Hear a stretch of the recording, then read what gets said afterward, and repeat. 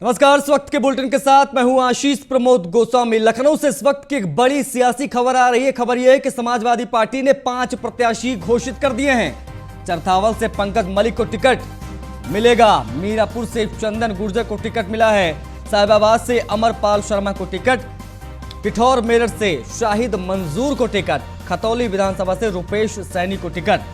तो ये नाम हम आपको बता रहे हैं। 5 नाम सामने आ गए हैं समाजवादी पार्टी के खेमे से। इन्हें, जिनके नाम आप स्क्रीन पर देख रहे हैं, ये समाजवादी पार्टी के टिकट से चुनाव लड़ेंगे। 5 नाम अभी फाइनलाइज हुए हैं। 5 नाम फाइनल हो गए हैं। ये पहली सूची आप कह सकते हैं समाजवादी पार्टी की तरफ से जो आई है। खतौली विधानसभा से रुपेश सैनी समाजवादी पार्टी के उम्मीदवार होंगे 2022 के विधानसभा चुनाव में। लखनऊ से इस वक्त की ये बड़ी खबर आ रही है।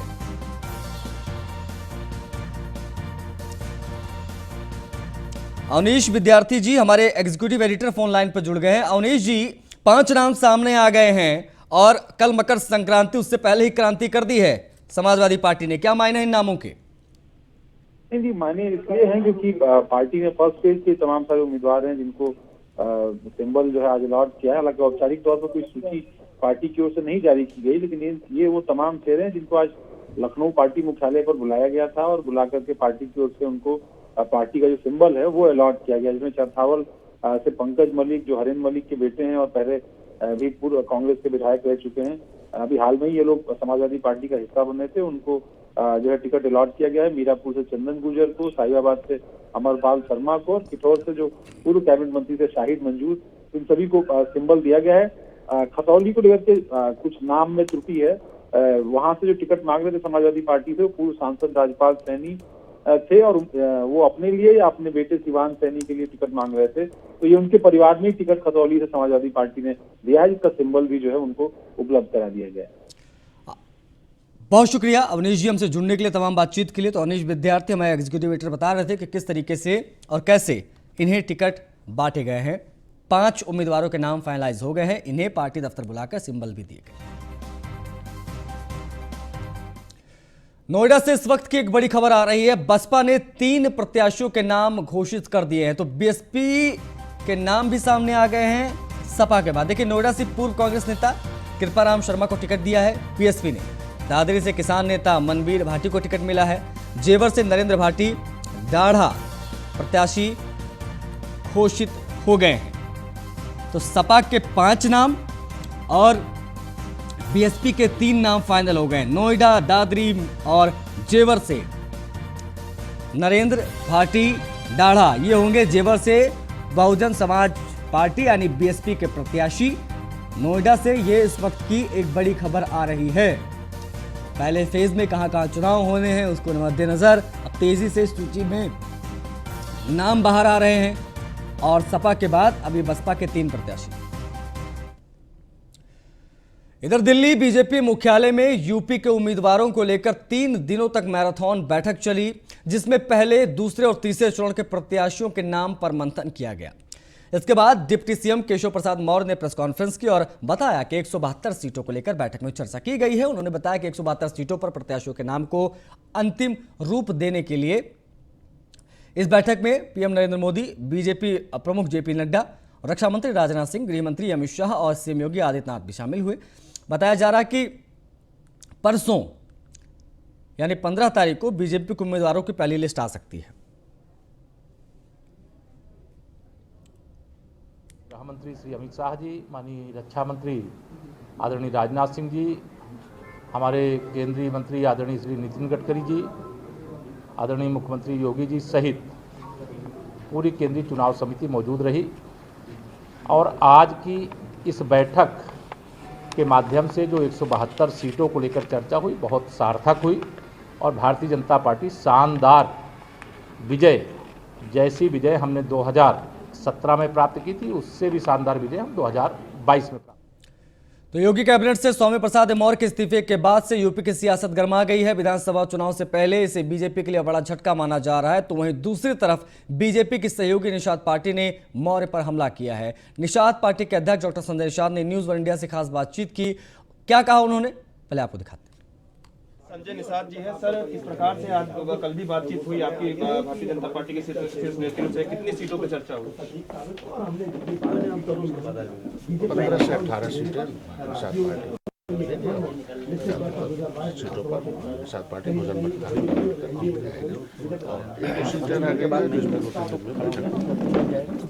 सर, इस तरह से भारतीय जनता पार्टी को कई नेताओं ने छोड़ दिया। सोमनाथ मौर्य की बात करें, लगातार वो लोग कह रहे हैं कि भारतीय जनता पार्टी में पिछड़ों का, दलितों का, वंचितों का, शोषितों के साथ न्याय नहीं हुआ पिछले 5 वर्षों में।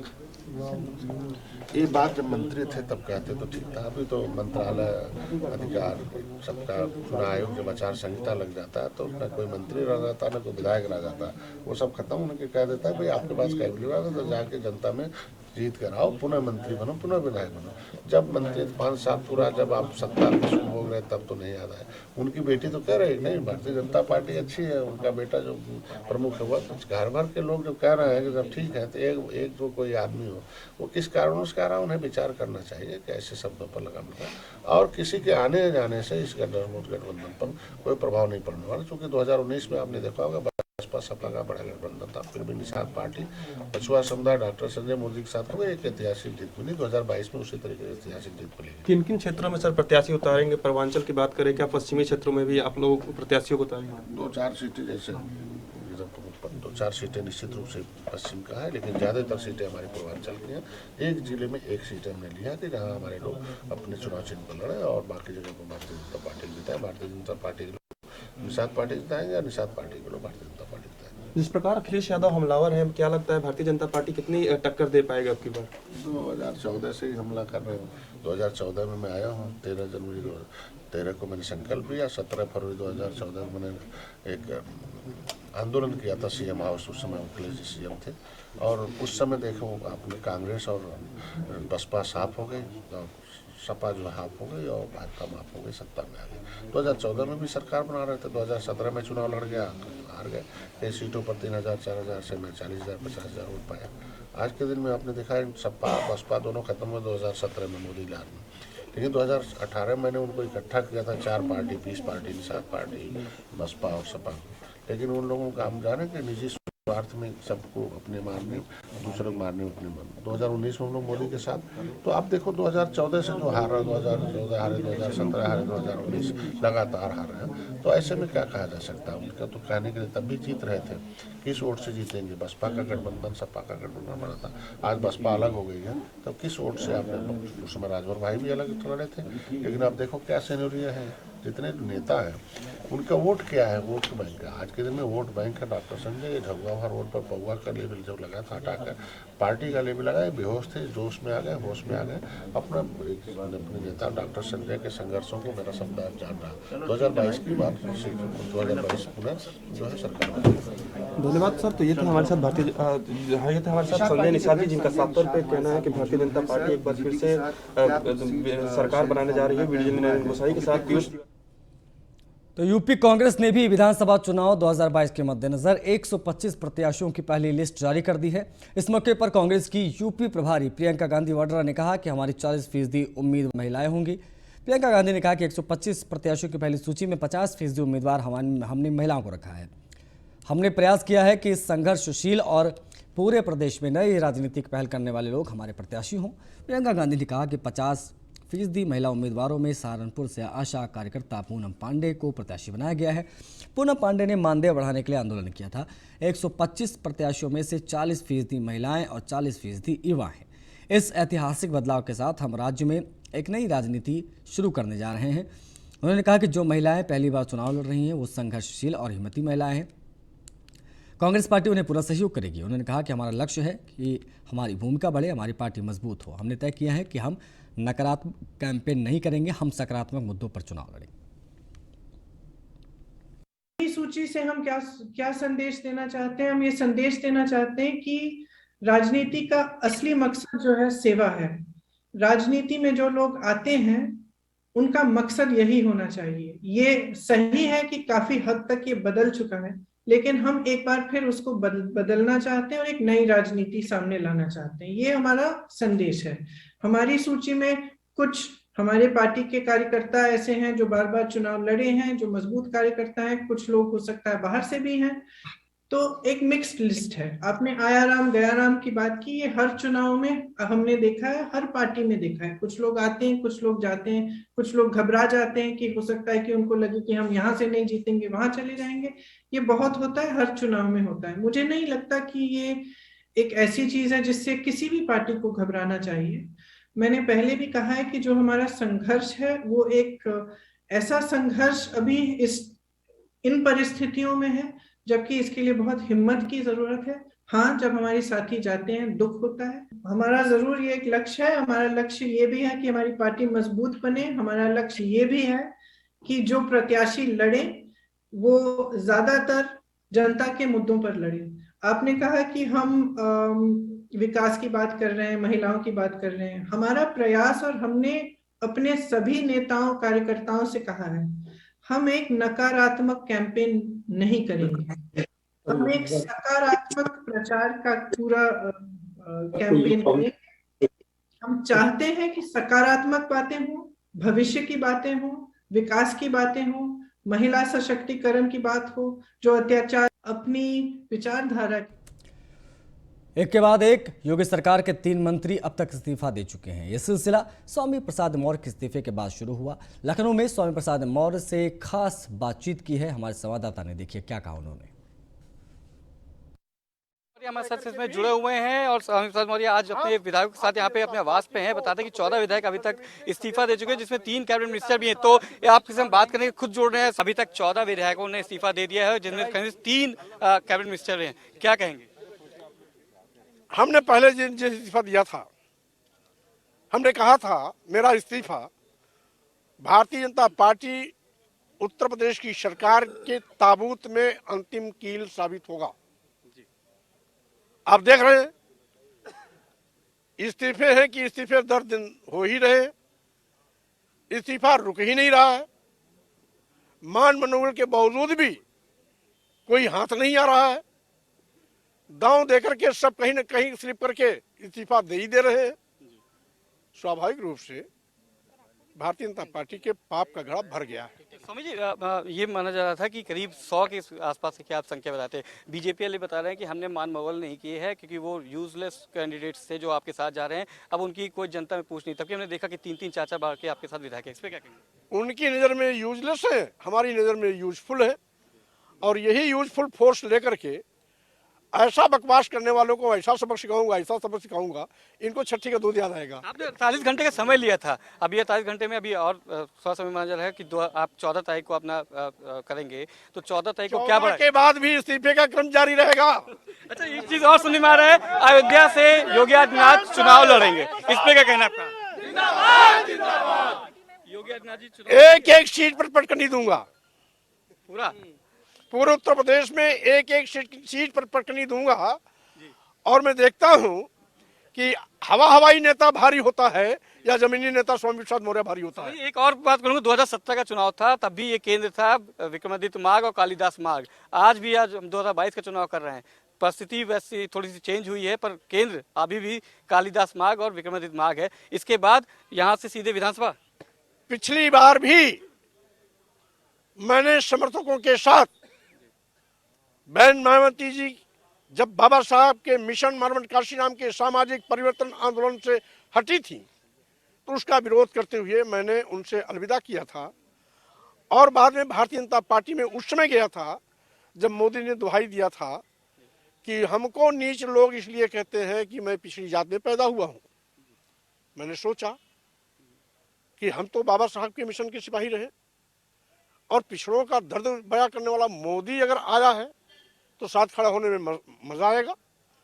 लेकिन वहां जाने के बाद मैंने देखा हाथी के दांत दिखाने के कुछ और खाने के कुछ है। मुंह में राम बगल में छुरी।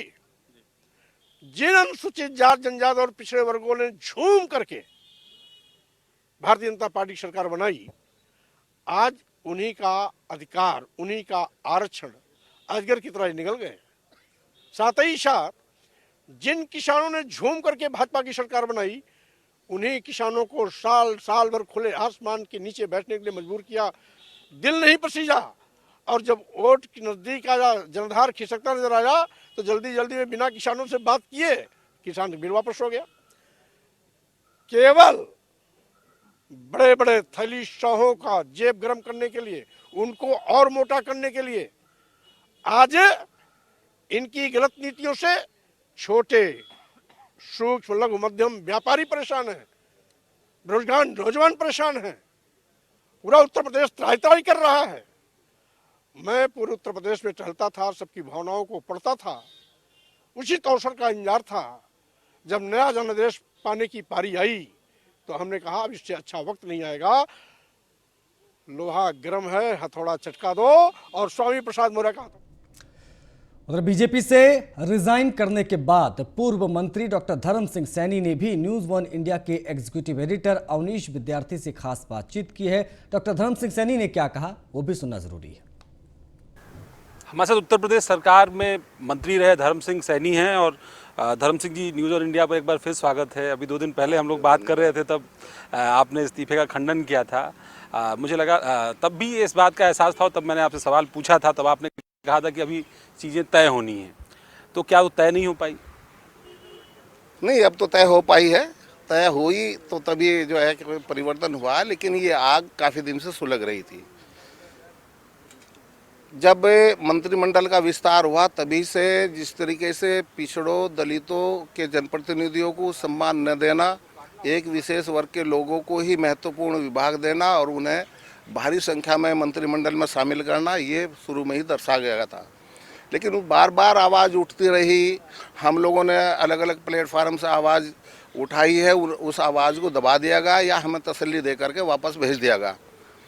आपको अच्छी तरह मालूम होगा कि पिछले सदन में बहुत बड़े पैमाने पर लगभग 140 विधायकों ने, जिसमें कई मंत्री भी थे, उन्होंने सदन में धरना दिया था। मंत्री प्रत्यक्ष रूप से थे और 140 के करीब विधायक जिन्होंने सरकार के खिलाफ धरना दिया था, और वो 100% दलित और पिछड़े वर्ग के लोग ही थे। तो उस दिन से आग सुलग रही थी। उस दिन उस प्लेटफार्म से ये महसूस किया गया था कि अब हमारी आगे बात सुनी जाएगी, लेकिन उनकी सबको, एक एक विधायक को, एक एक मंत्री को बुला करके उन्हें जिस तरीके से प्रताड़ित किया गया, अपमानित किया गया, तो उसी दिन से वो आग सुलगती आ रही थी। और प्रत्येक विधायक और मंत्री ने ये सोच लिया था कि सही प्लेटफार्म, सही जगह, टाइम आने पर ही ये निर्णय लिया जाएगा। संगठन में भी लगातार सुनील बंसल से आपकी बात हो रही थी और जो आपकी तकलीफ़ें हैं वो आपने सुनील बंसल को बताई थी। क्या आपको लगता है कि बीजेपी के अंदर जो इस समय सियासी माहौल बना जाए, स्वामी प्रसाद मौर्य गए, दारा सिंह चौहान गए और फिर आपने ये फैसला किया है, जिस तरीके से उन्होंने अपने सगे भाई की तरह मेरा सम्मान किया है, और हकीकत में इस तरह सम्मान किया कि कोई नेता उनके पास आया हो, और 1.5 घंटा हमारी उनसे चर्चा हुई, हर पहलू पर, हर अपने ज़िले की विधानसभाओं पर भी, पूरे उत्तर प्रदेश की राजनीति पर 2 बार हमने चाय पी, इसी बीच में इतना हमें समय लगा है। और जिस तरीके से उनका व्यवहार और उनका जो मुझे क्या नाम अच्छी तरीके से नेचर उनका लगा है, मैं प्रभावित हूँ उनसे। और तो आज दावा कर रहे थे कि हम 2/3 की सरकार बनाने जा रहे हैं, वो भी पिछड़ों के बहुत बड़े नेता माने जाते हैं। देखिए, मुझे तरस आता है, मेरे भाई हैं आदरणीय केशव मौर्य जी, उनके नाम पर 2017 में मुख्यमंत्री का उन्हें पेश करके चुनाव लड़ा गया था, और पूरे बैकवर्ड समाज ने वोट दे करके उन्हें मुख्यमंत्री के नाम पर उन्हें जिताने का काम किया था भारतीय जनता पार्टी को। 5 साल कुछ नहीं उनके बारे में सोचा गया, आज फिर उन्हें पिछड़ों को मनाने के लिए लगा दिया गया। पिछड़ा वर्ग के सब लोग जानते हैं कि हाँ, इनके हाथ बांध रखे थे, इन्हें कोई अधिकार नहीं था, ये एक चपरासी का ट्रांसफर नहीं कर सकते थे, तो इसलिए उनका इसमें कोई वो नहीं है। मैं जहाँ तक समझता हूँ कि पिछड़ों के नेता अगर कोई है तो स्वामी प्रसाद मौर्य जी हैं। क्या है 10 मार्च को क्या होगा, क्या बदलाव आएगा? 10 मार्च को भारतीय जनता पार्टी का सूपड़ा साफ होगा। जिस तरीके से उन्होंने समाजवादी पार्टी के राष्ट्रीय अध्यक्ष अखिलेश यादव से मुलाकात की है, अपना इस्तीफा राज्यपाल को भेज दिया है, उसके बाद अब समाजवादी पार्टी की ओर उनके बढ़ने के रास्ते बहुत साफ हो गए। ये माना जा रहा है कि कल जब एक बड़ा कार्यक्रम होगा जो समाजवादी पार्टी के कार्यालय में, उस कार्यालय में तमाम जो पूर्व मंत्री हैं वो समाजवादी पार्टी का हिस्सा होंगे। विजिलेंस अमित शाहनी के साथ अवनीश विद्यार्थी, news one India, Lucknow. UP में सपा आरएलडी गठबंधन की भी पहली लिस्ट जारी हो गई है। पहली लिस्ट में 29 उम्मीदवारों के नाम सामने आए हैं। कैराना से देख लीजिए, नाहिद हसन सपा के उम्मीदवार होंगे।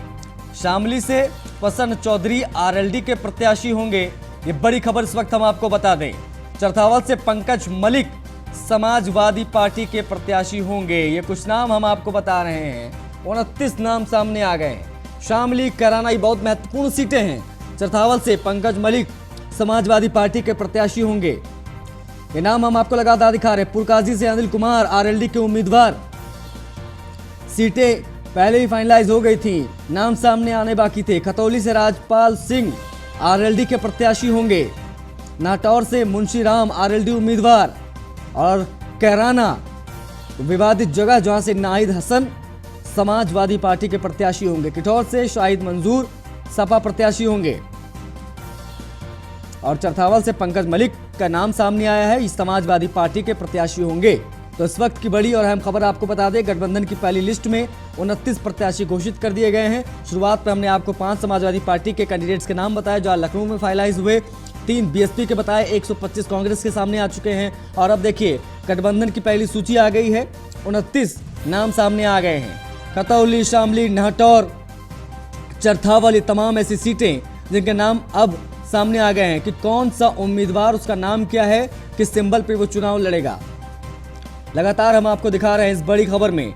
मेरठ से रफीक अंसारी समाजवादी पार्टी की तरफ से चुनाव लड़ेंगे। देखिए लिस्ट आ गई है, हम आपको साथ साथ में दिखा रहे हैं। ये एक्सक्लूसिव तस्वीर और ये खबर हम आपको बता रहे हैं। 29 नामों पर मुहर लगी है गठबंधन के। साहिबाबाद से अमरपाल शर्मा समाजवादी पार्टी के प्रत्याशी होंगे।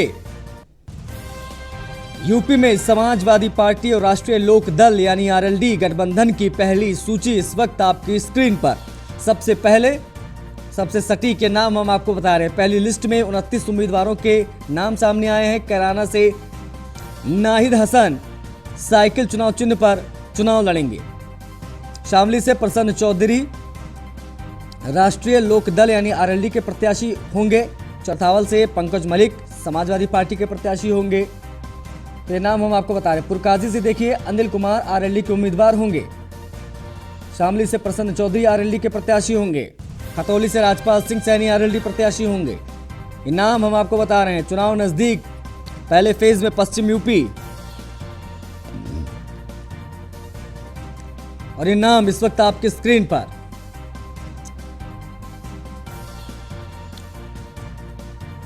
मेरठ से रफीक अंसारी समाजवादी पार्टी के प्रत्याशी होंगे। यह खबर हम आपको बता दें, यह इस वक्त की बड़ी खबर है क्योंकि यह गठबंधन इस बार हुआ 2017 के चुनाव में आरएलडी अपने दम पर चुनाव लड़ रही थी, लेकिन इस बार दोनों साथ आए हैं, जयंत चौधरी और अखिलेश यादव। ये लिस्ट देखिए, इसको हम आपको दिखाने की कोशिश कर रहे हैं। प्रत्याशियों का नाम सामने आ गया है, कौन कौन से कैंडिडेट कहां कहां से होंगे इस वक्त आपकी स्क्रीन पर। नाम देखिए, उत्तर प्रदेश में लाएगा परिवर्तन। उत्तर प्रदेश विधानसभा चुनाव 2022 हेतु प्रत्याशियों की प्रथम सूची। ये देखिए तस्वीर हम आपको दिखा रहे हैं। कैराना, नाहिद हसन, साहिबाबाद, कई ऐसे नाम इस वक्त आपकी स्क्रीन पर। ये तमाम पश्चिम यूपी की महत्वपूर्ण सीटें, जिसमें मेरठ की भी सीट शामिल है, शामली की, कैराना की, ये तमाम ऐसी सीटें जो इस वक्त आपकी स्क्रीन पर हैं। शामली से प्रसन्न चौधरी आरएलडी के प्रत्याशी होंगे और उनके नाम इस सूची में अंकित हैं। आप देख सकते हैं कि किस तरीके से आज मकर संक्रांति के एक दिन पहले ही सूची जारी कर दी है और ये तमाम बड़े नाम इस वक्त आपकी स्क्रीन पर।